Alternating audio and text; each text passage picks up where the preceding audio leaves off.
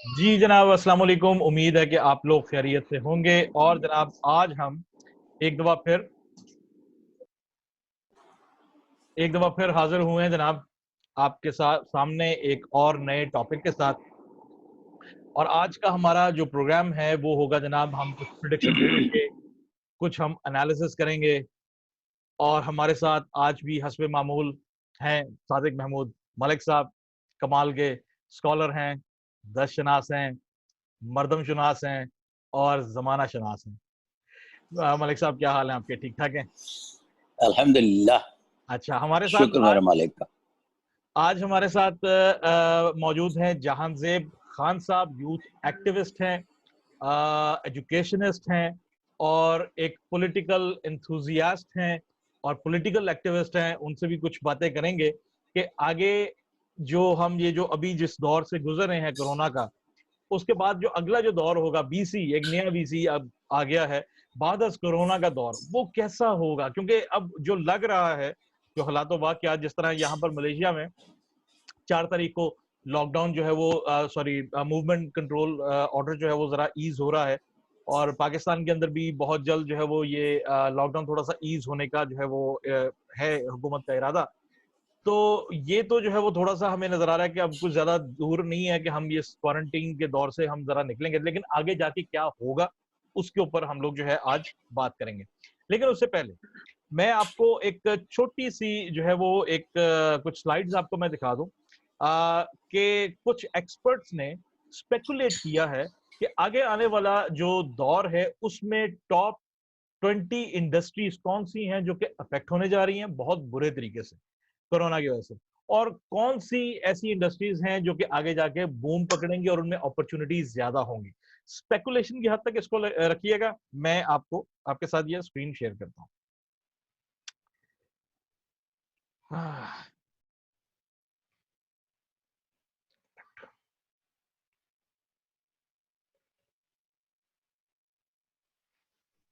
Okay,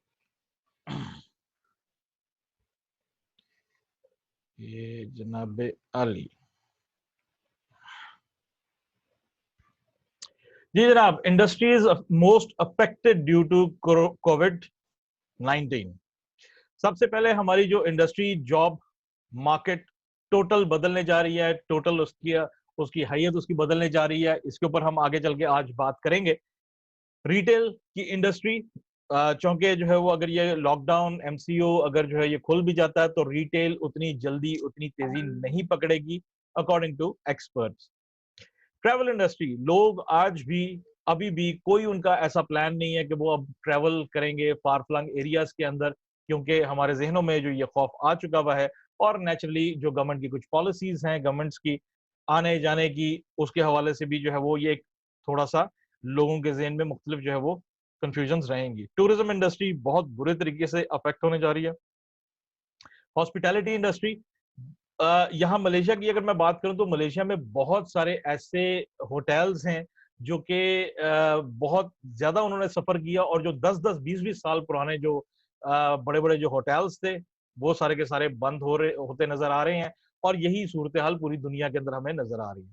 automotive industry, कुछ दिन पहले मलिक साहब ने एक प्रोडिक्शन जो है वो की थी कि लोग अब जो है वो हाई फाई लग्जरी गाड़ियों की बजाय अब ऐसी जो है वो गाड़ियों के ऊपर आ जाएंगे। ऑल्दो के यकीनन एक जो है कंज्यूमर बिहेवियर होता है, लेकिन अब वो चीज जो है वो उस तरह से नहीं रहेगी। वो जो एक शख्स होता है वो हमारे बिहेवियर्स में चेंज होता नजर आ रहा है। सिनेमा इंडस्ट्री, अगेन गवर्नमेंट्स की जो पॉलिसीज हैं उसके हिसाब से सिनेमा इंडस्ट्री की टोटल जो है वो जो है शक्ल सूरत बदलने जा रही है। सिनेमा थिएटर्स जहां पर लोगों का हजूम बहुत ज्यादा होता है, उसके हवाले से पॉलिसीज जो है वो गवर्नमेंट्स दे रही हैं। और फिर इसी तरह से लॉजिस्टिकल जो इंडस्ट्रीज हैं वो भी मुतासर होती नजर आ रही हैं। लोकल ट्रांसपोर्टेशन, रेस्टोरेंट्स आपने देखा होगा, डाइन इन का जो है वो कल्चर अब जरा कम हो रहा है और लोग टेक अवे जो है वो ज्यादा जो है वो कर रहे हैं। और शायद आगे चल के कुछ अरसा जो है वो ये यही इसी तरह से थोड़ा सा जो है ये सिलसिला रहे। लग्जरी प्रोडक्ट्स की इंडस्ट्रीज थोड़ा सा उसको धचका लगता हुआ महसूस हो रहा है। लाइव स्पोर्ट्स, स्पोर्ट्स जब होंगी नहीं तो कहाँ से जो है वो इंडस्ट्रीज उससे मुंसलिक जो है वो मसला करेंगी। यही हाल जो है इवेंट्स और कॉन्फ्रेंसेस का है। टेक और गैजेट्स का और ऑटोमोबाइल मैन्युफैक्चरिंग इंडस्ट्री का। अच्छा, अब जो है वो हम आते हैं इंडस्ट्रीज क्रिएटिंग अपॉर्चुनिटीज, जो अपॉर्चुनिटीज जो है वो क्रिएट होंगी in post COVID 19। Digital products apps की हवाले से आप देख लें, या आप जो है वो डेस्कटॉप के हवाले से देख लें, आपको वो लोग काफी ज्यादा शांत नजर आएंगे जो कि अब डिजिटल सॉल्यूशंस की तरफ जा रहे हैं। गिग इकोनॉमी, पे रोल का सिस्टम, 9 to 5 वाली जॉब, 30 दिन का जो है वो एक जो साइकिल होता है उससे निकल के फ्रीलांसर्स और जो एंटरप्रेन्योर्स का दौर एक नया स्टार्ट होने जा रहा है। Stock market investments, home gardening के अलावा मैं आपको ये बता दूं कि अर्बन फॉरेस्ट्री के ऊपर भी बहुत सारी जो गवर्नमेंट्स हैं वो इस वक्त तवज्जो दे रही हैं। अगर आपको आपके इल्म में होगा, इवन के पाकिस्तान भी तकरीबन जो है वो अर्बन फॉरेस्ट्री के हवाले से बहुत ज्यादा इस वक्त काम कर रहा है, और जो ये जो दिहाड़ीदार मजदूर हैं उनको गवर्नमेंट ने मुख्तलिफ जो है वो ये सैपलिंग्स लगाने पे लगाया हुआ है। इसके हवाले से भी आज हम थोड़ी सी बात करेंगे। ऑनलाइन कोचिंग, ऑनलाइन ट्रेनिंग, इसका जो है वो आगे एक मुस्तकबिल हमें नजर आ रहा है। जितनी जल्दी स्कूल्स और एजुकेशनल इंस्टीट्यूट्स इसके ऊपर जो है वो आ जाएंगे उतना ज्यादा उनको भी फायदा होगा। मेंटल हेल्थ के हवाले से मेंटल हेल्थ कोचेस आगे चल के जो कि रिमोटली काम कर सकते हैं, उसके हवाले से हमें एक फ्यूचर नजर आ रहा है। ऑल्टरनेट एनर्जी के हवाले से, इंश्योरेंस के हवाले से, ऑल्टरनेटिव मेडिसिन जो हर्बलिस्ट हैं, अगेन उनका एक जो है वो दौर नजर आ रहा है। Gaming industry peak, quarantine zone के अंदर भी आपने देखा होगा कि लोग आज भी गेम्स उसी तरह से खेल रहे हैं, नई गेम्स आ भी रही हैं, और ऑनलाइन मोड के अंदर जो है वो इसका बहुत ज्यादा। हेल्थ केयर इंडस्ट्री अपना बूम पकड़ने जा रही है, एग्रीकल्चर इंडस्ट्री पकड़ने जा रही है, affiliate marketing, network marketing, data sciences, सारा काम ही ये सारा कोविड का, सारा कोरोना का जितना जो है वो हमारे जहन में इबाम थे, जितने हमारे जहन में शकूक व शुबहात आए और शकूक व शुबहात गए, उसके अंदर जो पीछे जो कमाल था वो डेटा साइंटिस्ट का था। और पर्सनैलिटी डेवलपमेंट कोचेस का आगे एक फ्यूचर नजर आ रहा है। मलिक साहब से हम स्टार्ट करते हैं। मलिक साहब, मुझे ये बताइएगा कि आपने ये कुछ प्रेडिक्शंस आपने की थी इस हवाले से पिछले 2-3 दिन पहले भी, तो आप क्या समझते हैं कि ये कुछ इसी तरफ को ही ये सारी चीज जा रही है? ये जो एक्सपर्ट्स हैं इनकी स्पेकुलेशन जो है वो ये ठीक है इस हवाले से, ये जो हमने इंडस्ट्रीज बयान की? मुझे आपकी आवाज नहीं आई थी, अब दोबारा से बोलिएगा। अच्छा मलिक साहब, मैं ये बता रहा था कि हमने ये जो कुछ इंडस्ट्रीज हमने डिस्कस की कि जो कि अफेक्ट होंगी, और कुछ इंडस्ट्रीज जो है वो हमने डिस्कस की जो कि जिनमें अपॉर्चुनिटीज आगे ज्यादा आ रही हैं। क्या ये जो इकोनॉमिस्ट और ये जो एक्सपर्ट्स हैं, जो बिजनेस एक्सपर्ट्स हैं, उनकी ये स्पेकुलेशन ठीक है कि ये इसी तरफ को ये सारा जो है वो जाएगा, या हम एक थोड़ा सा पुराना वाला जो 3-4 महीने पुराने वाला जो नॉर्मल है वो हम दोबारा एक्सपेक्ट कर सकते हैं इस तमाम हालात के बाद? सर, हर आने वाले दिन में नई से नई तहकीक आती है जी। वो पंजाबी च कहंदे ने कि रुपये दा 4 सिर गुड़ जिहड़ा आज बैठा सोच रहा है ना कि सानू मिल जाएगा, वो अहमकों की जन्नत में रहता है। हाँ। नया सूरज जब तुलू होता है तो नया मैसेज लेके आता है। पुरानी इंडस्ट्री नई शक्ल इख्तियार करती है। पुराने लोग लफ्ज इस्तेमाल नहीं कहेंगे, माजिए बईद के लोग दौरे हाजिर में जो सोचते हैं वो मुस्तकबिल के हवाले से तेजी का सफर कर रहे होते हैं। तो ये हर चीज बदलती है। ओके। उसमें कुछ चीजें नई इन होती हैं। मैं बिल्कुल एग्री करता हूं आपके हर जितने भी आपने डेटा दिए उनसे। और आगे चलकर जब आप हेल्थ सेक्टर की बात करते हैं तो वहां पासपोर्ट की अहमियत खत्म होने जा रही है। वहां होगा कि आपके पास एक कोरोना और फिर उसके बाद हेल्थ के लिए वो जो इंश्योरेंस है मौजूद है। मिसाल के तौर पर अब भी थाईलैंड ये कहता है कि मैं अक्टूबर के बाद अपना टूरिस्ट आने दूंगा जी। और उसके पास $1000 की अगर इंश्योरेंस होगी, हेल्थ इंश्योरेंस है तो फिर। और उसने एक एस्टिमेट दिया कि जो उनके पेशेंट रिकवर हुए उस पर है 1 मिलियन बात खर्च हुआ तो फिर उसके बाद उनकी जो रिकवरी रेट है बनता है खर्चे का। मैंने वो अपने वकील साहब है, मेरे छोटे भाई, में कल बात कर रहा था उनसे, तो वो मुझे कहने लगे कि भाई मुझे ये समझ नहीं आती कि ये जो 1 मिलियन बात की बात करते हैं, ये किस चीज पर उन्होंने खर्च किया, जो रिकवरी रेट आप बता रहे हैं। तो अभी तो वैक्सीन भी नहीं आई और इसका इलाज भी दराफत नहीं हुआ। तो मैंने कहा बेटा कॉमन सेंस है कि वैक्सीन तो उस वक्त दी जाएगी जब बंदा सेहतमंद होगा, और इलाज जो है वो इतना महंगा नहीं होता। इसमें जो 9 दिन वेंटिलेटर पे रखना होता है ना, तो वो जो ऑक्सीजन की कीमत है वो लाखों के एतबार से बनती है। और इस पेशेंट का इलाज सबसे बेहतरीन 9 दिन जो है वेंटिलेटर पे रखते हैं। अगर वो जानवर हो जाए तो हम उसे कहते हैं कि क्या होकर घर चला गया। 200 दिन में जो ऑक्सीजन है, वो ऑक्सीजन की जो रेट है वो लाखों के हिसाब से बनता है। तो आगे चलकर मुस्तकबिल में तमाम इंडस्ट्रीज में नए सिरे से एक दुनिया तामीर होने जा रही है, तब्दील होने जा रही है, और उस दुनिया का मोतबरतरीन इंसान भी मखलूत मुआशरे का हिस्सा होगा, और आम तो है ही पहले ही मखलूत मुआशरे का हिस्सा। बिल्कुल सही। तो इसका मतलब है कि हमारे आज साहब बैठे हैं, तो ये अपने नौजवानों को प्रेजेंट करते हैं। तो इनका जो आने वाला कल है वो मखलूत मुआशरे का है। और ये लफ्ज मादा परस्ती का आगे चलकर पूछ लीजिएगा, उस पर भी थोड़ी सी बात कर लेंगे। जी जहांजेब साहब, तब्दीली आई नहीं, तब्दीली आ गई है। अगर पॉलिटिकली नहीं आई तो कोरोना ने काफी सारी तब्दीली जो है वो ले आए। तो आप माशाल्लाह जो है वो यूथ एक्टिविस्ट हैं, और तकरीबन आपके साथ तकरीबन 16,000 यूथ एक्टिविस्ट हैं जो आपके साथ जो है वो कंधे से कंधा मिला के मुख्तलिफ कैंपेन्स भी करते हैं और ये सारा। तो आपका क्या ख्याल है कि किस हद तक जो है वो ये बात दुरुस्त है कि अब ये सारे का सारा जो ये जो इंडस्ट्रीज हैं, और ये जो इवन के एक्टिविज्म के एस्पेक्ट से भी मैं बात करूंगा, एक्टिविज्म की शक्लो सूरत क्या आप देख रहे हैं आगे आने वाले दौर में? क्या होने जा रहा है? क्या सारा कुछ है वो फेसबुक और सोशल मीडिया के ऊपर ही हम एक्सपेक्ट कर रहे हैं, या क्या सूरत हाल है?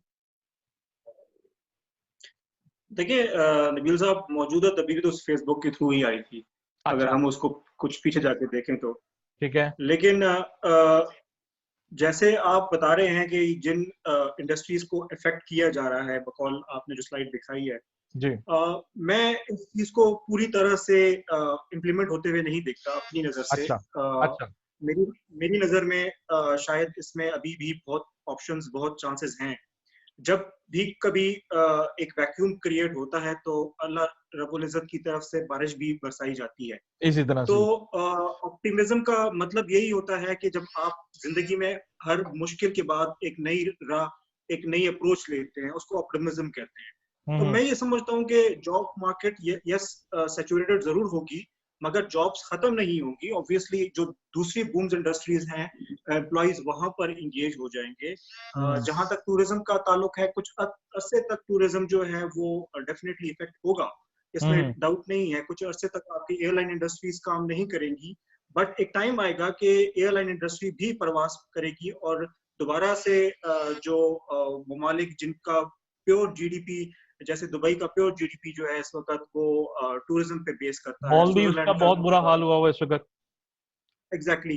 तो वो रिगेन करेंगे उस प्रोसेस को दोबारा से। It will take some time, यकीनन कुछ वक्त लगेगा, ये ओवरनाइट प्रोसेस नहीं है। एक खौफ की फिजा जो हमारे जहनों में सोशल मीडिया या मीडिया के थ्रू बिठाई गई है, उस खौफ की फिजा को झड़ते झड़ते बहुत वक्त लगेगा। लेकिन यकीनन ये वो चीजें जो जिनका भी तस्करा किया जा रहा है, शॉर्ट टर्म पे अगर मैं कहूँ तो यस, आपकी स्लाइड बिल्कुल ठीक है। शॉर्ट टर्म में ये इंडस्ट्रीज इफेक्ट जरूर होंगी, मगर लॉन्ग टर्म में ये इंडस्ट्रीज वापस रिकवर करेंगी और वापस हम लोग अपने ट्रैक पे आएंगे। इंसान जो है सर, वो वर्ल्ड वॉर 1 के बाद भी सरवाइव कर रहा था। कोई शक नहीं। इंसान जो है वर्ल्ड वॉर 2 के बाद भी सरवाइव कर रहा था। ठीक है जी, हमने हिंदुस्तान से 3 जंगें लड़ी हैं, हम उसके बाद भी सरवाइव कर रहे हैं, वो भी सरवाइव कर रहे हैं। ठीक है जी, हालात जैसे भी होते हैं, हिरोशिमा नागासाकी पे एटम बम गिर गया, उसके बाद समझा जा रहा था कि शायद यहाँ पर दोबारा इंसानी मखलूक नजर नहीं आएगी, लेकिन आज वो दुनिया की उभरती हुई ताकतों में से एक है। तो इंसान की सबसे खूबसूरती ये है कि इंसान जो है वो हमेशा आगे बढ़ता है। वो हमेशा चैलेंजेस का सामना करता है, वो इर्तिका के अमल को सीरियस लेता है और वो हमेशा आगे की तरफ बढ़ता है। बिल्कुल और सही। जहां तक मैं समझता हूँ, जॉब मार्केट, ट्रैवल इंडस्ट्री की जहां तक आपने बात की, टूरिज्म की बात की, हॉस्पिटैलिटी की बात की, ऑटोमोबाइल्स की बात की, सिनेमा की बात की, लग्जरीज आइटम्स की बात की, या लग्जरी प्रॉपर्टीज की बात की, इंसान की मट्टी में, जो उस इंसान की खमीर में ये सब चीजें मौजूद हैं। वो चाहे ना चाहे, मैं आपको एक बड़ा अच्छी मिसाल देता हूँ। जैसे आपने सिनेमा इंडस्ट्री की बात की, तो जिस वक्त वर्ल्ड वॉर 2 चल रही थी, उस वक्त जर्मनी बड़ी नाजुक पोजीशन पे था रशिया के साथ और यूके के साथ। दोनों फ्रंट उसने खोले हुए थे, और यकीनन रशियन जर्मन गवर्नमेंट को इस बात का इल्म हो चुका था कि अब उनकी जो शिकस्त है वो यकीनी है। मगर उस वक्त भी जर्मनी में हिटलर की बर्थडे पार्टी मनाई जा रही थी, और बड़े जोर शोर से मनाई जा रही थी। और उस वक्त भी जो सिनेमा घर थे वो खुले हुए थे, और लोगों को एंटरटेन जरूर कर रहे थे, क्योंकि ये भी एक साइड है दुनिया की जिसको हम इग्नोर नहीं कर सकते। इस पे वो एक मूवी भी आपको चाहिए होती है, क्विंटन टैरेंटिनो की इनग्लोरियस बास्टर्ड्स, उसके अंदर भी ये काफी ज्यादा चीजें अपना हाईलाइट की थी सिनेमा। जब टाइटैनिक डूब रहा था ना, जब टाइटैनिक जी, तो वहां भी गीत गाया जा रहा हाँ, जब टाइटैनिक डूब रहा था और सबको यकीन था कि समंदर में जाने के बाद मर जाएंगे, तो पार लगने के चांसेस 0 हैं, तो इंसान तब भी वो एक गीत गा रहा था। तो ये जो मुस्तकबिल का ना चलते चलते चलता चला जाता है। और इसमें मैं चीज एक छोटी सी और जॉब्स के हवाले से, चूंकि 2 लोग जो बैठे हैं अहम शख्सियात, ये ज्यादा जॉब्स के हवाले से बात करूंगा। इंसान अपने इर्तिकाई अमल की तरफ लौट रहा है। ये जो लफ्ज जॉब है ना, जॉब हर आने वाली नस्ल में तरक्की करता करता करता करता पिछले 70 साल से पाकिस्तान में इस हद तक और दुनिया भर में इतनी जगह बना गया कि जो एक खास किस्म की अपॉर्चुनिटी वाली जॉब करते थे, बल्कि मैं एक छोटी सी मिसाल देता हूं कि हमारे अबूरी चीफ मिनिस्टर भी रहे और हाई कोर्ट के नहीं, सुप्रीम कोर्ट के रिटायर्ड जज एजाज नसार उनका नाम है। वो रिटायरमेंट के बाद 65 में उनकी रिटायरमेंट होती है, चीफ लाए तो कहने लगे कि मलिक साहब, मुझे तो पता ही चला है अब कि दुनिया कहाँ बस रही है। जब तक मेरे पास सरकारी जॉब थी, तो अब 2 महीने नहीं हुए तो मुझे इस बात का एहसास हुआ कि अगर इस माशरे में जिंदा रहना है तो आपके घर में एक फर्द को सरकारी आला ओहदे पर फाइज होना जरूरी है, अदरवाइज लोग इज्जत नहीं करते। ये मैं उस शख्सियत को कोट कर रहा हूं जो सुप्रीम कोर्ट के रिटायर्ड जज उसके बाद तशरीफ लाए और उसके बाद वो एक्टिव सीएम भी बने। इतनी हाइप क्रिएट हो जाने के बाद मैंने उन्हें ये बात भी कही थी कि अब जमाना बदलने जा रहा है। पीर साहब, ये दावों की बात नहीं, मेरी अपनी ओपिनियन है जो गलत भी हो सकती है, कि वो दौर आ रहा है अव्वल खेती, दोम व्यापार, निखिद नौकरी चाकरी।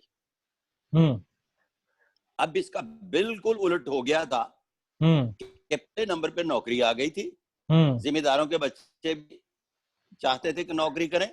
बिल्कुल सही। और मैंने उन घरों के, एक मेरे दोस्त हैं आजकल डीपीओ लगे हुए हैं, तो उनका बड़ा जबरदस्त किस्म का ठेकेदार है। तो मैंने कहा कि आप, कहने लगे यार मेरे वालिद साहब कहते हैं कि क्या बताएं हम क्या हैं, ठेकेदार। हम तो ये भी बताना चाहते हैं कि हमारा बरखुरदार जो है वो डीपीओ फला जगह पे लगा हुआ है, डिप्टी आईजी है, हमारा बेटा कमिश्नर है। तो मतलब नौकरी जो है ना, ये निखिद नौकरी चाकरी थी, ये पहले नंबर पर आ।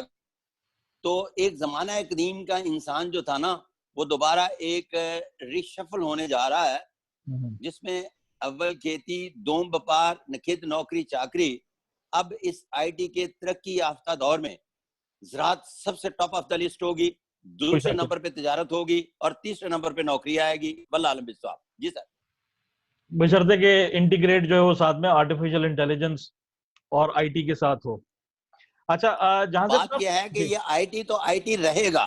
देखिए ना, आईटी के दौर में आप क्या समझते हैं कि खेती बाड़ी नहीं हो सकती, उसके साथ इंटीग्रेट हो गए अनाज की तरसील के लिए सारा कुछ हुआ। जी, इसी तरह से ट्रांसपोर्टेशन, अनाज की तरसील के लिए इंफॉर्मेशन का निजाम आया ही इसलिए था कि कहाँ गंदम ज्यादा पड़ी है, कहाँ कम है, और जितने ज़राए अबलाग बेहतर होते चले जाएंगे, कोई भूखा नहीं मरेगा, वहां से उठा के वहां सप्लाई कर देंगे। बिल्कुल तो सही। ये तो तमाम चीजें जो मार्ज वजूद में आईटी के हवाले से आ रही हैं, ये तो ज़राअत को सपोर्ट करती हैं। कौन कहता है कि ज़राअत जो है वो आपके और मेरे जहन में जो ज़राअत के बारे में एक कॉन्सेप्ट बन चुका है जी, वो तो सारे का सारा अमल जो है वो इसको सपोर्ट करता है, सारे का सारा। बिल्कुल इस तरह से है। अच्छा लेकिन जहांगीर साहब नदीम जी भाई, इसमें जी मैं आपको ये छोटी सी चीज ऐड कर दूं इधर, कि ये कोई पहली दफा नहीं है कि दुनिया ने इस किस्म की कोई पेंडेमिक देखी है। जाहिर दुनिया है, अगर हिस्ट्री में हम जाते हैं तो ऐसी कई पेंडेमिक्स आती है और जाती रही हैं, एशिया जहां कॉलरा लॉकडाउन भी हुए वगैरह। हैं, जहां पर अमवातें भी हुई हैं, खुदा ना हम्म, खास्ता। और ऐसी बहुत सी अमवातें, मतलब ऐसी बहुत से पेंडेमिक्स दुनिया देख चुकी है। हम्म, दुनिया ने वॉर देखी है, दुनिया ने एटमी जंग देखी है। दुनिया जब सबसे सरवाइव हो गई है और फिर भी खेती बाड़ी भी चल रही है, नौकरियां भी चल रही हैं, बैंक्स भी चल रहे हैं, स्कूल्स भी चल रहे हैं, तो हम्म, हमें ऑप्टिमिस्टिक होना चाहिए। बीइंग मतलब पाकिस्तानी, एक मुसलमान और एक यूथ के हवाले से मैं समझता हूँ कि हमें तो जो है वो ऑप्टिमिज्म का दामन हाथ से नहीं छोड़ना चाहिए। हालात जरूर मुश्किल होंगे, सर बट किसने छोड़ा निकल जाएंगे। जहांगीर साहब, किसने छोड़ा उम्मीद का दामन? हम तो कहते हैं कि रुपये दे 4 सिर घोड़ा ला जमाना नहीं गया। असी जिस दौर च थे ते 24 रुपए का किलो घोड़े कमाल कर दो, असी 240 रुपए का भी चाहे घोड़ा जाएगा तो असी वो भी खरीदने लिए तैयार होवांगे। असी तो उस दौर से बंदे ही नहीं है कि हम पहले भी 100 का पेट्रोल डलवाते थे और आज भी 100 का पेट्रोल डलवाते हैं। असी 100 का पेट्रोल डलवाते हैं, कमाल करते हैं आप। हम अभी तो ऑप्टिमिस्टिक हैं। अभी तो 88 का हो बिल्कुल गया जी, हम सर। बड़े अच्छा जहांगीर साहब मुझे ये बताइएगा, आपका ताल्लुक जो है वो एजुकेशन सिस्टम के साथ भी है और आप काफी सारे स्कूल्स भी माशाल्लाह चला रहे हैं। किस हद तक जो है वो ये सारा मामला जो है वो बच्चों की जो एजुकेशन है ये मुतासिर हुई है, और जो वर्चुअल एजुकेशन का जो एक अब फौरी तौर पे एक जो है वो एक उसकी के लिए अडेप्टेबिलिटी जो है वो स्कूल्स ने दिखाई है, ये क्या लोगों में एक्सेप्टेंस आ गई है बहुत जल्दी या इस हवाले से, या अभी इसमें कुछ टाइम लगेगा? नबील साहब देखिए, थोड़ा सा अनफॉर्चुनेट है, मैं जरा खुल के बात करूंगा, थोड़ा अनफॉर्चुनेट है हमारे मुल्क में कि जब भी कोई क्राइसिस आते हैं किसी किस्म के भी, ये अब सिर्फ एक पेंडेमिक की बात नहीं कर रहे, इससे पहले भी कुछ क्राइसिस आए हैं, हम विटनेस करते रहे हैं। जी, तो पाकिस्तान में जो सबसे पहले जिस चीज को बंद किया जाता है वो एजुकेशन है, तालीमी इदारे हैं। बिल्कुल सही। सबसे पहला जो हमारे पास लाइन ऑफ एक्शन होता है वो ये होता है कि स्कूल्स बंद कर दो, कॉलेजेस बंद कर दो, तालीमी इदारे बंद कर दो। हम्म, ठीक है जी। जिस वक्त ये कोविड-19 ने उरूज नहीं पकड़ा था, मैं बात कर रहा हूँ मार्च के शुरू के दिनों की, जिस वक्त पाकिस्तान में अब इसका शऊर आ रहा था कि जी ये होना है, इसके लिए लॉकडाउन जरूरी है, तो हमें जो सर्कुलर आया सबसे पहले हुकूमत पाकिस्तान की जानिब से, वो 14 मार्च को आ गया कि जी आप लोग जो है क्वारंटाइन में चले जाएं, स्कूल्स बंद कर दें पूरे मुल्क में। ठीक है बिल्कुल जी। सही। उसके बाद जाकर कहीं पे धीरे धीरे करके पूरे पाकिस्तान में क्वारंटाइन शुरू हुआ और लॉकडाउन शुरू हो गया। लेकिन जो सबसे पहले इफेक्ट हुआ वो स्कूल हुआ, यानी 14 मार्च से फिजिकली स्कूल बंद है पाकिस्तान के अंदर। ओके। और आज जब आप बात करते हैं कि मलेशिया 4 तारीख को रिलैक्स कर रहा है, पाकिस्तान की कैबिनेट 9 तारीख का बयान करती है कि हम 9 तारीख को रिलैक्स कर देंगे, और अभी भी सादिक महमूद मलिक साहब बैठे हैं पाकिस्तान में, वो जानते हैं कि पाकिस्तान में बेशतर जगहों पे इस वक्त लॉकडाउन नहीं है। एक ऐसा निजाम है जहां पर लोग रिलैक्स हैं, बाजारों में भी जा रहे हैं, शॉपिंग्स भी हो रही हैं, सब कुछ हो रहा है। लेकिन आज भी 31 मई तक स्कूल्स बंद हैं। ठीक है जी।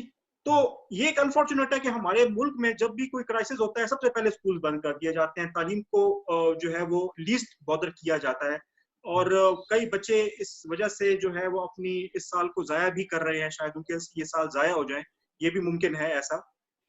अब आ जाते हैं कि जनाब, जहां पर हुकूमत पाकिस्तान ने टेली स्कूलिंग का आगाज किया, पीटीवी के थ्रू उन्होंने टेली स्कूलिंग का एक आगाज किया, यकीनन नो डाउट मैं हुकूमत वक्त को, मैं जो है वो एजुकेशन मिनिस्ट्री को, वजिया कमर साहिबा को और शफकत महमूद साहब को इस चीज का खराज तहसीन पेश करता हूँ कि उन्होंने एक अच्छा और बर वक्त इकदाम उठाया। मगर देखें, जैसे अक्सर लोग एक बहस बराए बहस करते हैं, मैं इस बहस में नहीं पढ़ना चाहता, लेकिन अक्सर लोग कहते हैं कि जी पाकिस्तान को रोड्स की नहीं हॉस्पिटल्स की जरूरत है, पाकिस्तान को मेट्रो की नहीं जो है वो स्कूल्स की जरूरत है।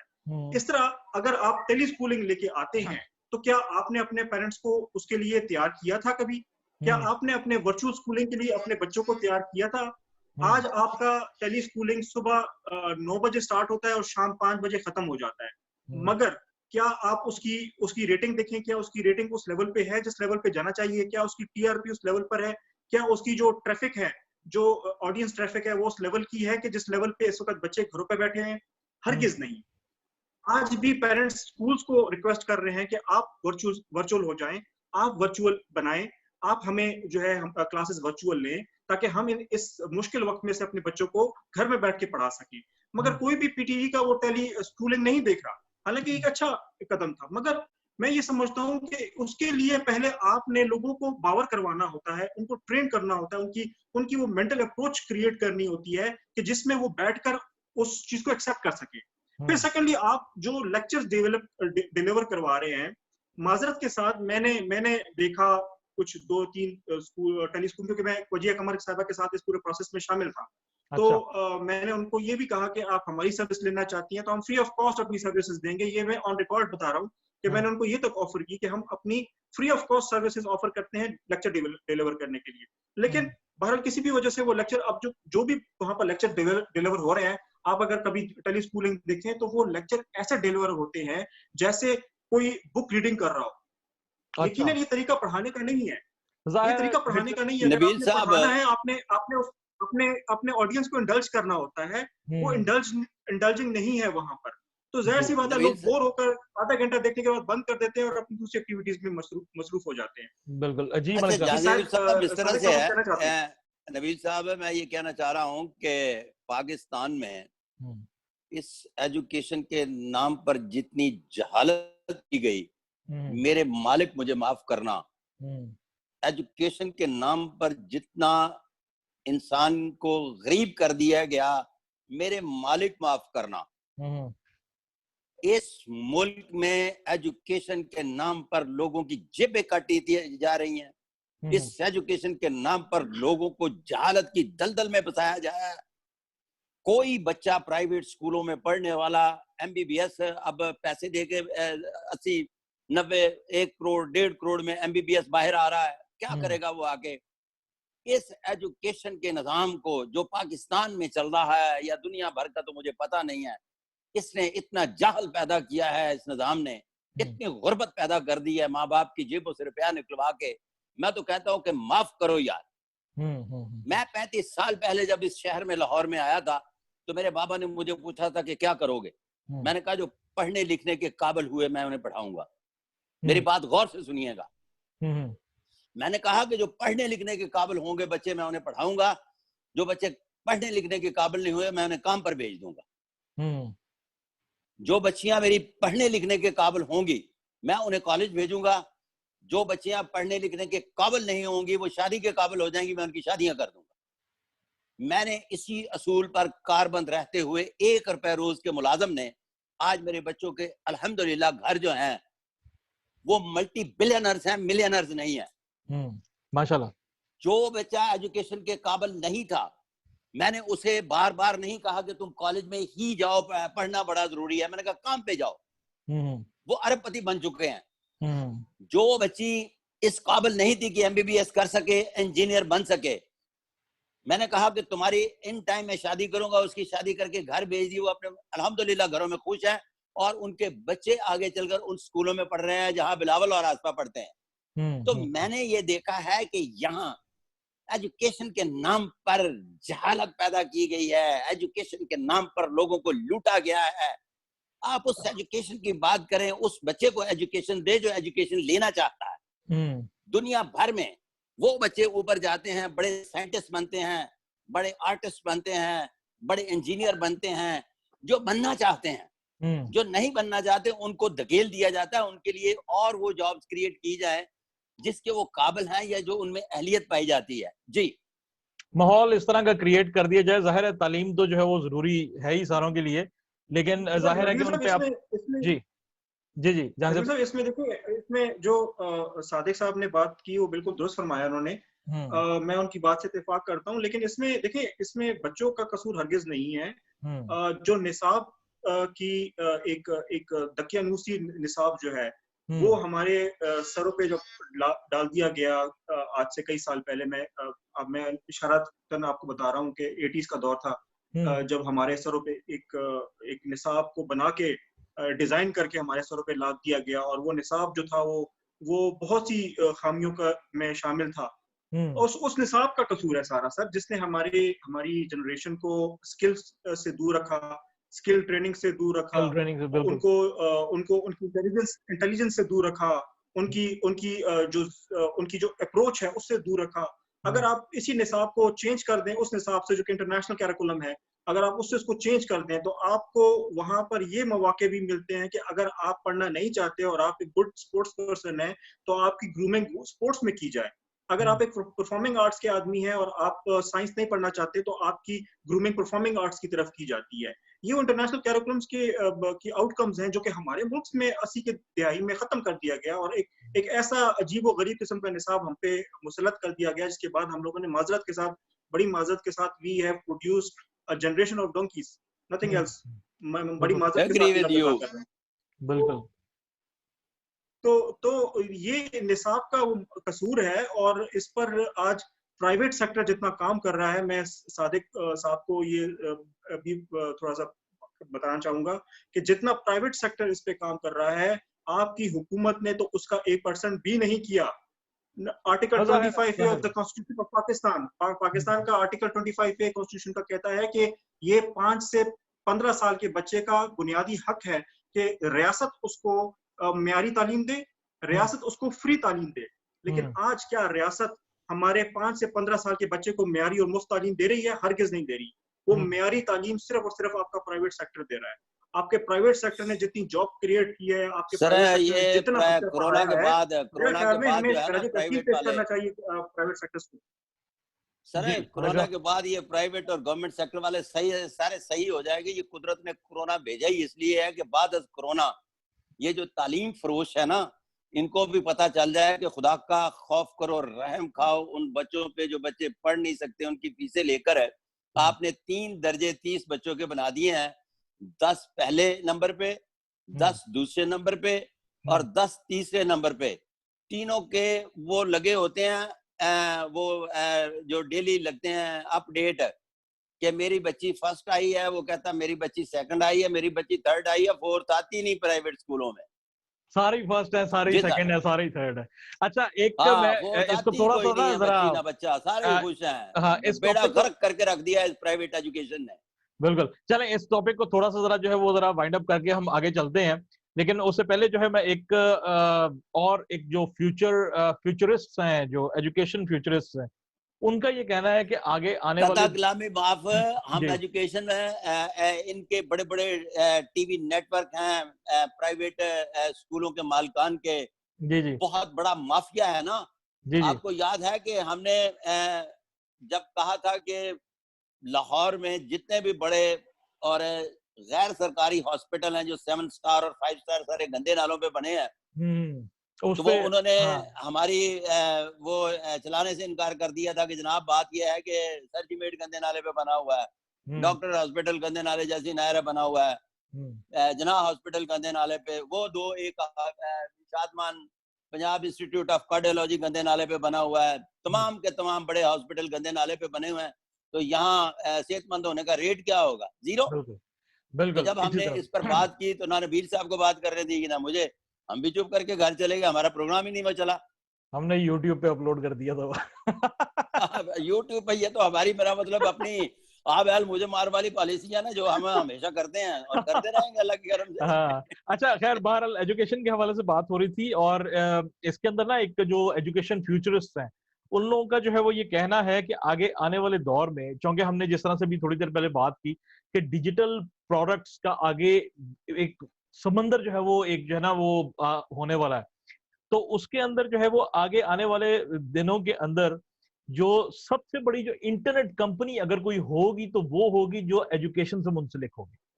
और आगे अब जो एक जो ट्रेंड आगे जो जा रहा है, जिसके ऊपर मैं जहां से थोड़ी सी जो है वो आपसे बात करके फिर हम इसको बिल्कुल आगे चलेंगे, कि जो एक ट्रेंड जो आगे आ रहा है ऑनलाइन कोर्सेज के हवाले से, ऑनलाइन डिग्रीज के हवाले से, आप घर बैठे ही लाहौर में बैठ के ही आप जो है वो मलेशिया की डिग्री आप जो है वो ले रहे हैं, आपको जाने की जरूरत नहीं है। आप ठीक है, आप जो है घर बैठे ही जो है वो आपको कनाडा की आपको जो है सर्टिफिकेशन आपको मिल रही है।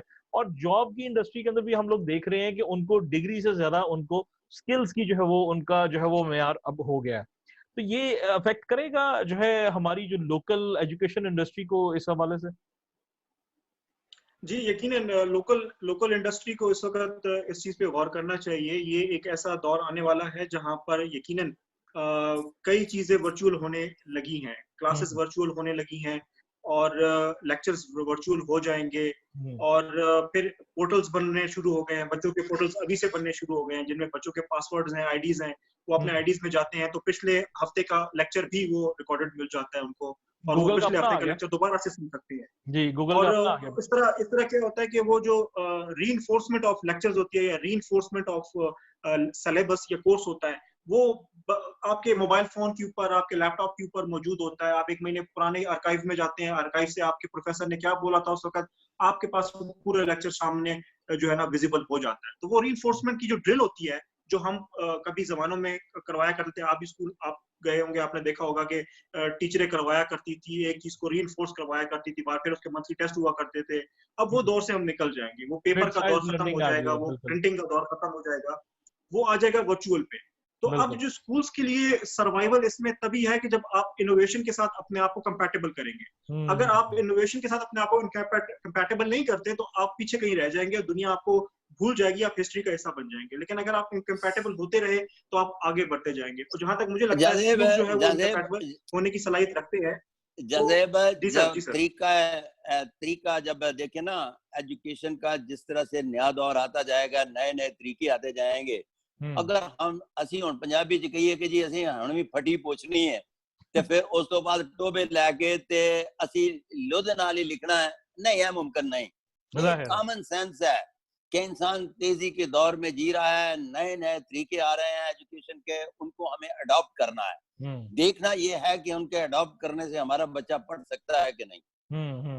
अच्छा, इसके अंदर ना एक एक मैं छोटा सा नोट जो है वो और मैं ऐड कर दूं। अभी मैं बड़ा पिछले दिनों खुश हुआ कि जो पंजाब गवर्नमेंट ने जो है जितनी भी उनकी जो टेक्स्ट बुक बोर्ड की जितनी जो किताबें सारी उन्होंने पीडीएफ के तौर पे उन्होंने वेबसाइट के ऊपर जो है दे दी, जो कि बड़ा कमाल का जो है वो काम है। मैं जब मलेशिया आ रहा था तो मैं सोच रहा था कि यार बच्चों के लिए कुछ किताबें ले लूं, लेकिन टाइम की तंगी थी।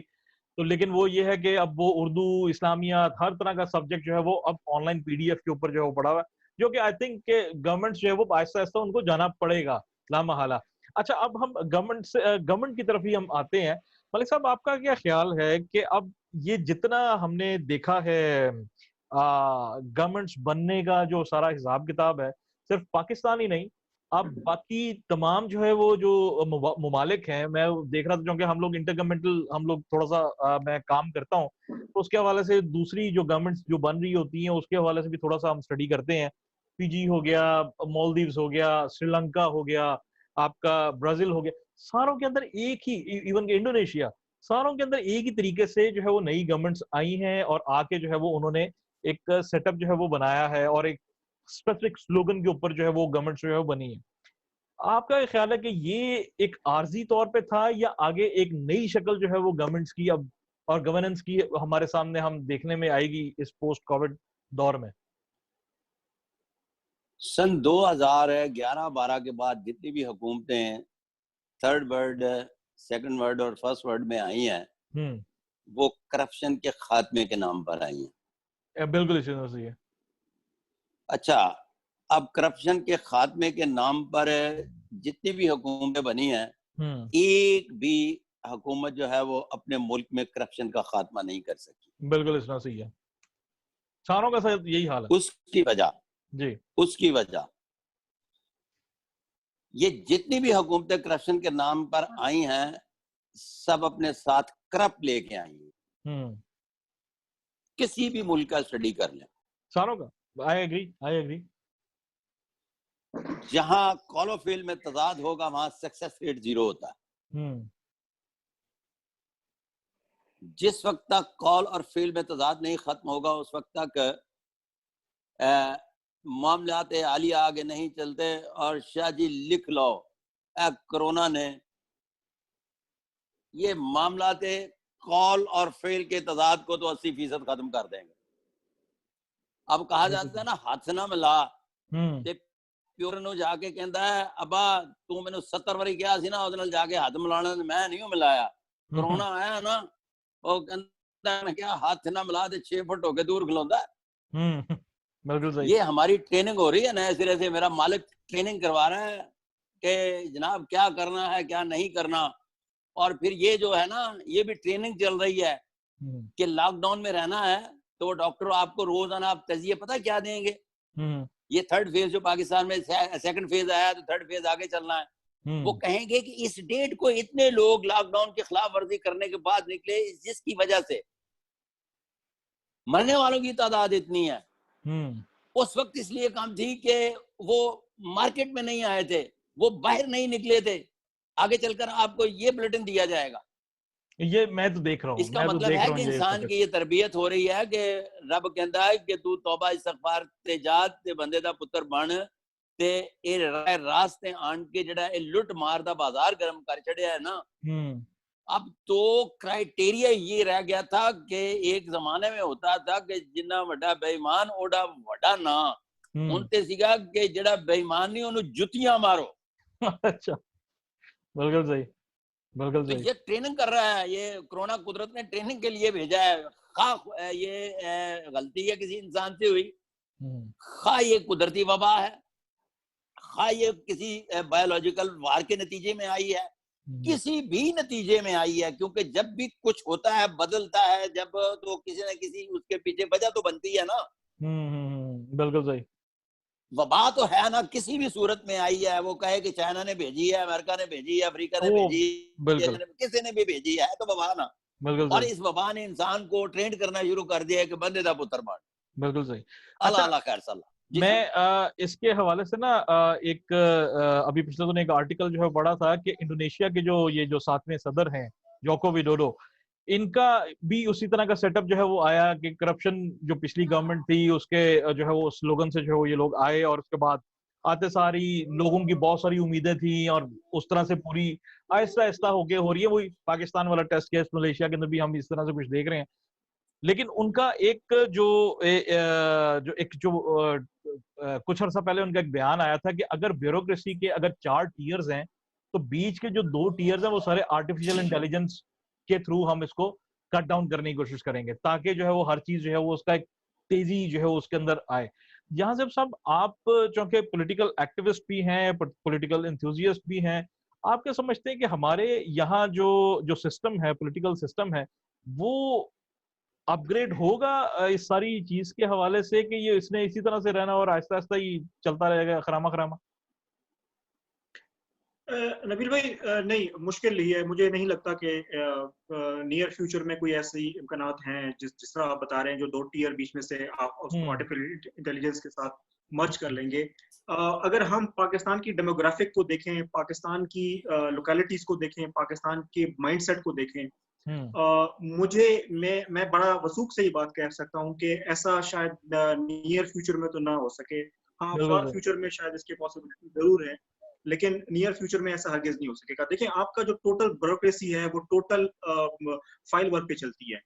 एक नुक्ता इधर से उधर जो है वो बड़ा इंपॉर्टेंट हो जाता है, पूरी की पूरी थीम चेंज हो सकती है, बड़ी करप्शंस भी इसके अंदर से शामिल होती है। एक फाइल के अंदर इतनी करप्शन के पहाड़ निकलते हैं कि, और वो भी नुक्ते और कॉमों की हेर फेर से ही होता है। तो आर्टिफिशियल इंटेलिजेंस इसको कवर तब तक करेगी जब तक आप अपना तमाम डॉक्यूमेंट करने का जो प्रोसीजर है वो खत्म नहीं कर देते, जब तक आप पेपर और पेन, कलम और पेपर को सफ़े हस्ती से खत्म नहीं कर देते, और एक ऑटोमेशन, एक आईटी इंडस्ट्री का रुझान दुनिया के सामने नहीं आता।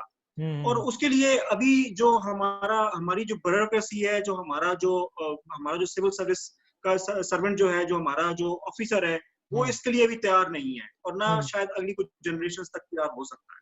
सेकेंडली, जो पॉलिटिकल वर्कर है, जो पॉलिटिकल मैसेज हैं, जो पॉलिटिकल वर्कर है, जो वोटर है, जो ग्रास रूट लेवल पे वोट जाके कास्ट करता है, जो पॉलिटिकल वर्कर है, जो अपने पॉलिटिकल पार्टी के लिए फीलिंग्स रखता है, सेंटिमेंट्स रखता है, उसके लिए भी ये बड़ा मुश्किल होगा इस तब्दीली को ओवरनाइट एक्सेप्ट करना या उसमें अपने आप को ढालना। उसको भी एक बहुत बड़ा टाइम चाहिए, बहुत बड़ा स्पेस चाहिए जिसमें वो नहीं, कोई टाइम नहीं, कोई टाइम नहीं चाहिए जाजेब साहब, कोई टाइम नहीं जाजेब साहब चाहिए। सुन ले मेरी बात। सादिक साहब, एक नबील साहब बैठे हैं मलेशिया में ये मुमकिन है कि मलेशिया में ऐसा हो जाए, पाकिस्तान में भी मुमकिन है। सुन ले, पाकिस्तान में अभी जो हमारी डेमोग्राफिक्स है ना सर, वो बड़ी डिफरेंट है। पंजाब में जाएं, अंदरूनी सिंध में जाएं, बलोच में जाएं, केपी में जाएं, लोगों के तस्वुरात बहुत मुख्तलिफ हैं, लोगों की अप्रोच बहुत मुख्तलिफ है। अभी आपको थोड़ा सा इंतजार करना पड़ेगा उस लेवल पे आने की। अल्लाह करे वो लेवल आए, जल्दी आए, मैं भी चाहूंगा ऐसा हो। मगर हमें हकीकत की ऐनक से देखना चाहिए। हकीकत की ऐनक में अभी हकीकत की ऐनक से अभी ये वक्त बहुत दूर है। हमारा जो निजाम है वो इस वक्त पूरी तरह से पेपर वर्क के अंदर फंसा हुआ है। आपको याद होगा कि पिछली गवर्नमेंट ने उर्दू को कौमी जबान बनाने का एक बेड़ा उठाया था और कोशिश किया था कि उर्दू को सरकारी सतह पे कौमी जबान बनाई जाए, लेकिन वो बुरी तरह से फेल हुई। एक छोटी सी मिसाल आपके सामने है।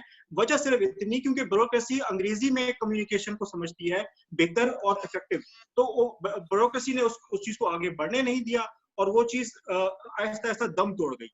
ये एक छोटी सी अंग्रेजी और उर्दू ने हमें जहालत की तरफ धकेला। एतराज रहा। आप लोगों की मेंटालिटी को चेंज करके उनको ओवरनाइट आर्टिफिशियल इंटेलिजेंस के साथ या ऑटोमेशन के साथ मिला देंगे, ये सोचने में तो बहुत अच्छा लगता है, मगर इसमें वक्त लगेगा अगर हम हकीकत की एनेक्स देखें। सर ये कागज कलम से निकल गए हैं। एक बहुत बड़े कोर्ट के बहुत बड़े जज ने कहा कि ये कन्वर्ट कामा और फुल स्टॉप की वजह से ये काम गलत हुआ है। एक बड़े आदमी का नाम नहीं लूंगा, आप भी जानते हैं, मैं भी जानता हूं, इन बिटवीन द लाइन बात कर रहे हैं। तो वो खान साहब ने क्या ये दोबारा लिख देने, चलो जाओ। क्या हुआ है? और ये कागज कलम से हर एक चीजें निकलती जा रही हैं। जहाज ये सब किस दुनिया में रह रहे हैं और कहाँ लगा रहे हैं लोगों को। सर यकीनन कागज कलम कन्वर्ट कामा ब्यूरोक्रेसी का जो है ना वो ठप होके बैठा हुआ है 1.5 साल से। मैं बिल्कुल इत्तेफाक करता हूँ आपसे, बिल्कुल और बाकायदगी से वो सबसे बड़ा जो जज बैठा हुआ है ना, उसने कन्वर्ट कामा पर जो ऑर्डर किया ना, उसको देखो कैसी धजियां उड़ी हैं उसकी। उन्होंने क्या अच्छा तू जिस तरह करना उस तरह करके तो उस तरीके ना ला देने और दस वो ये नुक्ता नहीं है। वो जब से खान साहब आए ना, इन्होंने क्या नुक्ते पानी ਨੂੰ ਛੱਡੋ, ਅਸੀਂ ਇਹਨੂੰ ਵਜ਼ੀਰ ਲਾਣਾ, ਇਹਨੂੰ ਵਜ਼ੀਰ ਨਹੀਂ ਲਾਉਣਾ। ਉਹ ਕਹਿੰਦੇ ਜੀ ਜਨਾਬ ਇਹ ਕੋਈ ਕਾਨੂੰਨੀ पेचीदगी, ਉਹ ਕਹਿੰਦਾ ਪਹਿਲਾਂ ਕਾਨੂੰਨੀ पेचीदगी दूर कर लो, ਇਹਨੂੰ ਫਿਰ भी ਅਸੀਂ ਇਹਨੂੰ ਹੀ ਵਜ਼ੀਰ ਲਾਉਣਾ है। अच्छा मैं इसके ऊपर ना हम 1.5 साल का होने दिया जे। हाँ जी। अच्छा मैं इसके ऊपर जो है वो एक छोटा सा कमेंट करूंगा और हम थोड़ा सा अपने सेगमेंट का वाइंड अप की तरफ भी हम जाते हैं। कुछ अर्सा पहले मैंने जिस इदारे में यहाँ पर मैं मलेशिया में काम करता हूँ, हम लोगों ने मिलकर यूनेस्को के साथ मिलकर एक कैंपेन हमने शुरू की राइट टू इंफॉर्मेशन के हवाले से। पाकिस्तान में राइट टू इंफॉर्मेशन मुशर्रफ दौर के अंदर जो है वो आया था। मलेशिया के अंदर पिछली गवर्नमेंट में राइट टू इंफॉर्मेशन का था ही नहीं, कानून ही नहीं था। तो वी वर द फर्स्ट कि हम लोगों ने जब महातिर मोहम्मद साहब आए तो उन्होंने कहा जी कि हम इसके ऊपर इम्प्लीमेंटेशन हम करेंगे एक्सेस टू इंफॉर्मेशन के हवाले से। तो हम लोगों ने सेमिनार्स करवाए, हम लोगों ने कॉन्फ्रेंसेस करवाई और उसके बाद मलेशिया जो है वो एक कुछ नंबर में आ गए। उस दौर में मैंने जब स्टडी किया पाकिस्तान को तो मैं बड़ा हैरान था कि पाकिस्तान उस वक्त आज से तकरीबन ये जो पिछली गवर्नमेंट के अंदर एक्सेस टू इंफॉर्मेशन के हवाले से जो कंट्री रैंकिंग थी वो 91 थी, टॉप 91 जो है 100 में 91 नंबर पे था। और इस वक्त करंटली ये 33rd जो है वो नंबर पे एकदम जो है वो ये जंप किया। अच्छा अब जो है वो एक जो उससे ज्यादा जो कमाल की जो है बात है वो ये कि इस वक्त दुनिया के अंदर जो टॉप नंबर 1 पे है जो एक्सेस टू इंफॉर्मेशन के हवाले से है, वो मैं सोच भी नहीं सकता था कि वो कौन है, और वो है अफगानिस्तान। 100 से भी उसकी वजह सुन लें, उसकी वजह सुन लें। जी जी, उसकी वजह यह है कि मुझे ये बताएं कि आपके यहाँ इंफॉर्मेशन मिनिस्टर है कौन है? आप आगे अभी आए हैं अभी आए हैं। अरे बाबा पूरी दुनिया में इंफॉर्मेशन मिनिस्टर नहीं रखे जाते वजीर इत्तलात। बिल्कुल सही, बिल्कुल सही। वजीर इत्तलात पाकिस्तान को डंडा लगा हुआ है कि तुम वजीर इत्तलात रखो। बिल्कुल सही, बिल्कुल सही। दुनिया में वजीर इत्तलात होते ही नहीं है। बिल्कुल इसमें सही है। ये थर्ड वर्ल्ड के 2-4 मुल्कों में वजीर इत्तलात है जिसकी वजह से एक्सेस ऑफ इंफॉर्मेशन है। वहाँ एक्सेस ऑफ इंफॉर्मेशन इसलिए है कि वहाँ वजीर इत्तलात इस किस्म का अफगानिस्तान कहते जो चाहिए साढ़े को ला लो, इस तरह का काम नहीं करते। नंबर दे करके वे कि जेड़ा तुहानू इत्तलात दा वजीर बैठा है और बाबा पूरी दुनिया में जो सीक्रेसी है वहाँ वजीर इत्तलात ही नहीं है। जरा वो सर्च तो करे गूगल। बिल्कुल हर चीज जो है वो आपको ऑनलाइन, इवन के श्रीलंका के जो है कुछ एनालिस्ट आए और जब मैं श्रीलंका गया तो वहां पर मैं स्पेशली उस कमीशन से भी जाके मिला और वो उस वक्त वो तीसरे नंबर पे थे, अब वो चौथे नंबर पे हैं। तो उनका ये सूरत हाल थी कि हालांकि करप्शन खत्म नहीं हुई श्रीलंका में, लेकिन जो है वहां पर कोई भी आम आदमी, कोई किसान, कोई जो है वो मिडिल टीयर का बंदा या इवन ब्लू कॉलर आदमी, वो जो है वो कहता जी कि मैं जानना चाहता हूं कि जी एयरलाइन इंडस्ट्री का जी जो ठेका ये किस चक्कर में जो है वो दिया गया, तो वो जो है उसके पूरे राइट से वो पूछ सके। ठीक है, इसी तरह से, लेकिन वो डिपेंड सारा अगेन वो करता कि क्या आपकी आवाम इतनी बाशऊर है कि वो ये सारी, अब जिस तरह आजकल मैं देख रहा हूँ कि जो नई गवर्नमेंट है वो धड़ाधड़ एप्स लॉन्च कर रही है। एक चीज तो आगे स्पेकुलेट ये की जा रही है कि शायद अब रैंकिंग मजीद बेहतर हो जाए, लेकिन जो सबसे बड़ा जो मसला है वो ये है कि अवाम बजाते खुद ही अवेयरनेस के लिए उस तरह से तैयार नहीं हो पा रही, अडेप्ट नहीं हो पा रही। ये एक बड़ा जो है वो मसला है। जहां से सब एक कमेंट सर जी, मैं जिस वेले श्रीलंका गया ना जी, जिस वेले मैं श्रीलंका गया तो मैं थाईलैंड तो वापस आया तो फिर ਉੱਥੇ ਰੁਕਣਾ ਸੀਗਾ ਤੇ 8 ਘੰਟੇ ਲਈ ਜਾਣਾ ਸੀ ਬਾਹਰ। अच्छा, तो एक पाकिस्तानी ਸੀਗਾ ਤੇ ਉਹਨੂੰ मैं पूछा भी तेरा की प्रोग्राम है, कहता जी मेरे को ते कोई बुकिंग ही नहीं हैगी बाहर दी, ਤੇ ਇਸ ਕਰਕੇ ਮੈਂ ਤਾਂ ਬਾਹਰ ਨਹੀਂ ਜਾ ਸਕਦਾ। ਮੈਂ ਕਿਹਾ ਮੇਰੇ ਕੋਲ ਬੁਕਿੰਗ ਹੈਗੀ ਹੈ ਤੇ $400 ਜੇ ਬੁਕਿੰਗ ਜਿਹੜੀ ਮੈਂ ਕਰਵਾਈ ਨਹੀਂ ਹੋਈ। अच्छा, ਇਹ ਮੇਰੇ ਏਜੰਟ ਨੇ ਕਰਵਾਈ ਹੈ, ਇਹ ਮੈਂ ਇਸ ਤਰ੍ਹਾਂ ਕਰਕੇ ਦਿਖਾਣੀ ਲੰਗਨ ਨੂੰ, ਇਹਨੇ ਕਹਿਣਾ ਜਾਓ ਤੇ ਮੁੜ ਕੇ ਇਹੋ ਹੀ ਮੈਂ ਤੈਨੂੰ ਸੈਂਡ ਕਰ ਦੇਣਾ ਹੈ ਤੇ ਉਹਨੇ ਜਾਓ। ਕਹਿੰਦਾ ਜੀ ਇਹ ਕਿਸ ਤਰ੍ਹਾਂ ਹੋ ਸਕਦਾ? ਮੈਂ ਕਿਹਾ ਹੁਣੇ ਲੈ। ਉਹ ਮੈਂ ਐਸਾ ਕਰਕੇ ਆਪਣਾ ਠੱਪਾ ਲਵਾਇਆ, ਉਹਨੇ ਉਹ ਸਟicker ਲਾਇਆ, ਸਟicker ਲਾ ਕੇ ਤੇ ਮੈਂ ਉਹਨੂੰ ਸੈਂਡ ਕਰ ਦਿੱਤੀ। ਮੈਂ ਕਿਹਾ ਹੁਣ ਦੇਖ ਕੰਮ ਕਰਨਾ, ਇਹ श्रीलंकन ਨੂੰ $400 ਜਿਹੜੇ ਲਿਖੇ ਹੋਏ ਨੇ ਨਾ ਇਹ ਦਿਖਾਣੇ ਨੇ ਤੇ ਉੱਪਰ ਥੱਲੇ ਕੋਈ ਚੀਜ਼ ਲਿਖੀ ਨਹੀਂ ਦਿਖਾਣੀ। ਉਹਨੇ $400 ਵੇਖ ਕੇ ਕਿਹਾ ਇਹਨੇ ਬੜਾ VIP ਹੈ, जाओ जी ਤੁਸੀਂ। पाकिस्तानी को इज्जत हाल है श्रीलंका दा। हाँ नहीं, पाकिस्तानी को इज्जत करते हैं वो बहरहाल। अच्छा जी, जहां से आपका $400 की बड़ी इज्जत कर देने हो जी, वो एक अलग बात है, पाकिस्तानी की भी बड़ी इज्जत करते हैं माशाल्लाह। अच्छा जी जी, जहां से साहब जी, आपका टेक जी सर, आपका क्या टेक है सारी चीज के हवाले से? अभी भी आप थोड़े से मायूस हैं या आगे जो है वो कुछ आपको कोई ब्राइट एंड जो है वो नजर आ रहा है इस टनल में?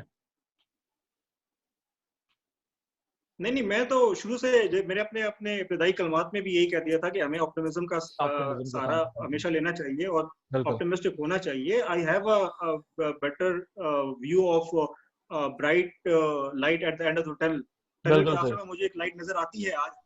और लेकिन अगेन जैसे आपने भी इस बात को इंडोर्स किया कि हमारी शायद मैसेज जो है, हमारी आवाम अभी शायद तैयार नहीं है इस एरप्ट चेंज के लिए। और हमारा जो वो कल्चरल डेमोग्राफिक है, हमारा जो खानदानी डेमोग्राफिक है, हमने आज तक वोट डालना नहीं सीखा कि हम वोट किसको डालें, राइट कैंडिडेट कौन हो सकता है। हम इश्यूज पे बात नहीं करते, हम हमेशा खानदान की पॉलिटिक्स पे बात करते हैं या लाइकिंग की पॉलिटिक्स पे बात करते हैं या उसने अच्छी तकरीर की इस पे हम बात कर लेते हैं। हम इश्यूज पे बात नहीं करते। When it comes to issues, हमारे अक्सर लोगों को ये नहीं पता कि हमारे इश्यूज क्या हैं। तो we have no idea of casting a vote. हम अपने वोट को कास्ट करने का की तहजीब नहीं समझते। तो आईटी को समझना या आईटी के बेस पे जाना और एक नई इनोवेशंस में अपनी गवर्नमेंट को चलाना, अपनी पॉलिटिकल सिस्टम को चलाना, अपने पब्लिक ऑफिसेस को चलाना, I think it is a good step to think on it. But इसको एकदम इम्प्लीमेंट करके लोगों को कंफ्यूज करना, मेरा नहीं ख्याल कि इस वक्त हम उस पोजीशन पे हैं। हमें पहले लोगों को इनलाइटन करना है, बावर करवाना है, एजुकेट करवाना है, उस तरफ लेके आना है जिस तरफ जाना चाहिए। जैसे मैंने अभी टेलीस्कूलिंग की आपको मिसाल दी थी। टेलीस्कूलिंग पे आपको नबील भाई पीटीवी से तो आपका सिलसिला रहा है सारा, अभी भी हल्का हल्का है। ट्रैफिक को देखें, उसकी जो ट्रैफिक है इस वक्त, ऑडियंस की ट्रैफिक है, आप उसको मॉनिटर करें किसी दिन बैठ के, आपको साफ पता चल जाएगा कि लोग इंटरेस्टेड नहीं है इस टेलीस्कूलिंग के प्रोग्राम के ऊपर, क्योंकि लोगों ने उसको एक्सेप्ट ही नहीं किया उस चीज को। हालांकि फ्री में आपको ग्रेड 1 से लेके ग्रेड 12 तक की जो है ना तालीम मिल रही है, टीवी के ऊपर बैठे बैठे फ्री में मिल रही है, आपको उसकी फीस नहीं पे करनी पड़ रही है। तो आपके लिए तो मलेशिया के बच्चों के लिए तो एक बड़ा गोल्डन अपॉर्चुनिटी होती। मगर पाकिस्तानी बच्चों के लिए या पाकिस्तानी पेरेंट्स के लिए या हमारी जो कल्चरल डेमोग्राफिक्स हैं उसको मद्देनजर रखते हुए हमें कभी जिंदगी में इन चीजों की ट्रेनिंग नहीं दी गई, ना हमें इन चीजों की इंपॉर्टेंस समझाई गई है। यकीनन इनकी बहुत इंपॉर्टेंस है, लेकिन पहले हमें अपने लोगों को उस तरफ लेके जाना है, उस राह मुस्तकीम, सलात मुस्तकीम पर तो चलाएं, और उस सलात मुस्तकीम पे चलते चलते तो वो आगे जाएंगे। अब तक हमने उनको उस तरफ लेके नहीं गए, लेकिन हमने एप्स लॉन्च करनी शुरू कर दी हैं। लोगों को पता नहीं है कि एप्स क्या होती हैं या एप्स कैसे डाउनलोड होती है, या सिटीजन पोर्टल यूज करना नहीं आता। बिल्कुल इस तरह से है, एग्जैक्टली, उनको पोर्टल यूज करना नहीं आता। और फिर सोशल मीडिया के नाम पर ऑलरेडी इतनी एप्स आ चुकी हैं दुनिया के अंदर कि हर दूसरा बंदा मुतनफिर हो चुका है वो ये कहता है कि जो ऑलरेडी मेरे सिस्टम में पड़ी है या मेरे मोबाइल फोन में पड़ी है बस वही काफी है, मजीद और हमें नहीं चाहिए। तो पहले हमें वो एनवायरनमेंट क्रिएट करनी पड़ेगी, वो जनरेट करने पड़ेंगे वो एंटरप्रेन्योर्स, वो स्टार्टअप्स, हमें उनको, उन स्टार्टअप्स को, उन लड़कों को, उन यूथ को, मैं अक्सर बात करता हूँ कि आप यूथ को सिर्फ एजुकेशन के हवाले से ना लें, यूथ के पास बहुत बेहतरीन आइडियाज हैं पाकिस्तान में। I am dealing with a lot of youth in Pakistan और मैं पिछले कई सालों से डील कर रहा हूँ। मैंने देखा है यार, जो हमारे यूथ में जो ब्रिलियंट थॉट प्रोसेसिंग है, जो उनका माइंड काम करता है, जो brilliant ideas, out of the box shining ideas लेके आते हैं, आप उसका इस्तेमाल करें। आप छोटे छोटे इंटरप्राइजेस, छोटे छोटे स्टार्टअप्स लेके आए। पिछले दिनों पीटीवी होम पे एक छोटा सा एक इसी तरह मेरा एक टॉक शो भी था, उस पे भी मैंने सेम फुटिंग्स पे, सेम लाइंस पे बात कही कि जनाब, गवर्नमेंट पाकिस्तान की यूथ को नहीं चाहिए कि वो गवर्नमेंट से कुछ मांगे, गवर्नमेंट को चाहिए कि वो पाकिस्तान की यूथ को कहें कि भाई अपने आइडियाज लेके आओ, हम आपको फाइनेंस करते हैं, आपको हम आपके स्टार्टअप्स के लिए, आपके एंटरप्रेन्योर्स के लिए, आपके आईटी स्टार्टअप्स के लिए हम पैसा देते हैं ताकि आप ही हिंदुस्तान की तरह मल्टी बिलियन के एंटरप्राइजेस जनरेट करें। हिंदुस्तान में इस वक्त मल्टी बिलियन के एंटरप्राइजेस हैं, जबकि पाकिस्तान में एंटरप्राइजेस के नाम पर शायद ही कुछ लोग हैं जो काम कर रहे हो। ये वो छोटे छोटे माइंड सेट्स, वो छोटे छोटे गोल्स हैं जो अगर हम अचीव करें तो हम उसी रास्ते पे पहुंच सकते हैं जहां पर कल 5 साल बाद, 10 साल बाद पाकिस्तान का हर बच्चा आर्टिफिशियल इंटेलिजेंस और आईटी की बात कर रहा होगा, हर बच्चा जो है वो आईटी के थ्रू अपनी चीजों को जनरेट कर रहा होगा। और अगर हम ऐसा नहीं करेंगे और उसी पुराने कल्चर में रहेंगे तो यकीनन वो दौर भी बहुत दूर है जिसकी हम अभी बात कर रहे हैं। जनाब, एंड में जो है ना, मैं सिर्फ 2 जो है वो कैप्शंस देता जाऊं। वो एक नॉवल के अंदर जो है वो मेंशन था कि कुछ लोग बैठे हुए थे और बैठ के जो है ना वो बातें कर रहे थे कि जनाब देखें, हमारी कौम कितनी बदकिस्मत है कि हमारी कौम के अंदर कोई हीरो नहीं है जो हमें आगे सारी तबाही और बर्बादी से निकाल सके। और एक बंदा उसने कहा जनाब कि जी उससे भी बड़ी बदकिस्मती ये है कि हम आज भी किसी हीरो की तलाश में। अच्छा, दूसरा जो है वो ये है, जो मैं समझाऊं कि अगेन मैं चूंकि अगेन वही है कि चूंकि अपनी जॉब की वजह से थोड़ा सा बाकी ममालिक का भी स्टडी करने का, उनकी गवर्नेंस को देखने का भी जरा मौका मिलता है। और पाकिस्तान का तो जाहिर है कि हर वक्त जो है वो रहता है जहन में, और जो है वो जो भी इंफॉर्मेशन मुझे मिलती रहती है कि अब हुकूमतें जो भी हों, कोई आए कोई जाए, एक जो नतीजा है वही पुरानी 100 साल पुरानी, 200 साल पुरानी बाबा आदम वाली जो बात है कि दौड़ जो है ना अपनी अपनी ही है। ठीक है, गवर्नमेंट्स पॉलिसीज बनाएंगी, गवर्नमेंट्स पॉलिसीज बदलेंगी, सारा कुछ है, लेकिन हमें अपने आप को खुद अडेप्ट करना पड़ेगा। जिस तरह से कल अरे परसों हमने एक प्रोग्राम में जो है कहा था, शाम सरवर साहब के प्रोग्राम में, कि अब सर्वाइवल ऑफ द क्विकेस्ट की जंग है। जितनी जल्दी हम खुद अपने आप को नए स्किल्स के हवाले से, नए दौर के हवाले से हम जब तक अपने आप को अडेप्ट नहीं कर लेंगे, हम बहुत पीछे रह जाएंगे। और यू नेवर नो, देखें आर्टिफिशियल इंटेलिजेंस के हवाले से, मशीन लर्निंग के हवाले से इस वक्त जितना काम हो रहा है, यानी हम सोच भी नहीं सकते था कि वर्चुअल क्लासरूम्स और ये जो वेबिनार्स वगैरह, ये एकदम हमें 100% यूज करने पड़ जाएंगे अपनी जॉब्स को बचाने के लिए, अपने काम को बचाने के लिए। लेकिन ये एकदम हो गया एक्सपोनेंशियल ग्रोथ, एकदम जो है वो हम एक्सपेक्ट कर रहे हैं। और इसके अंदर हमें अपने आप को खुद ही अपने आप को ट्रेन करना पड़ेगा। और जिस तरह से हमें इंफॉर्मेशन ओवरलोड हो चुका हुआ है, यूट्यूब पे बेशुमार चीजें पड़ी हुई हैं, अगर किसी बंदे ने सीखना है उसके पास हर तरह का रिसोर्स अवेलेबल है। तो मैं आजकल आज के जो हमारे जो प्रोग्राम के जो व्यूअर है, जिन्होंने हमें लाइव देखा और जो हमें रिकॉर्डेड सेशन में हमें देखेंगे, उनके लिए सिर्फ इतना ही पैगाम है कि अपने आप को ग्रूम आपने खुद ही करना है और किसी पे नहीं रहना। ये बहुत इंपॉर्टेंट है। कहीं ये ना हो कि आपकी जो 9 to 5 वाली जो जॉब है, या जो आपका रैट रेस वाला जो आपका जो पहिया है, उसकी जगह उसको निकाल के उसकी जगह एक रोबोट आपकी जगह ले ले, और फिर आप कहें कि रोबोट ने मेरा काम ले लिया। होती है जनाब मुलाकात। बहुत शुक्रिया जहांजेब साहब, बहुत शुक्रिया मलिक साहब, बहुत मजा आया। और इंशाल्लाह एक दफा फिर मुलाकात होगी। और जो हमारे जो व्यूअर्स हैं उनसे मैं यकीनन कहूंगा कि हमें फीडबैक जरूर देते रहिएगा। अल्लाह हाफिज।